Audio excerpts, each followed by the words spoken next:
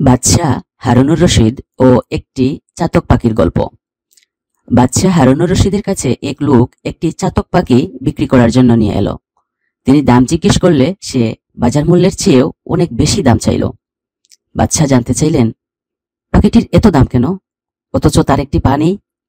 লোকটি বলল, মার্জনা করবেন জাহাপনা, দেখতে সাধারণ হলেও এটি আসলে একটি বিশেষ ধরনের পাখি।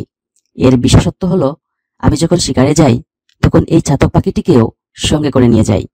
আমার পাতানো ফাঁদের সাথে এই পাখিটিকেও বেঁধে রাখি। এই পাখিটি অত্যন্ত আশ্চর্য এক আওয়াজে অন্য পাখিদের মনোযোগ আকর্ষণ করে। তার এই আওয়াজ শুনেই যাকে যাকে পাখি এসে জড়ো হয়, তখন আমি একসাথে সব পাখিকে শিকার করি। বলা যায় এই পাখিটি আমার শিকারের প্রধান ফাঁদ।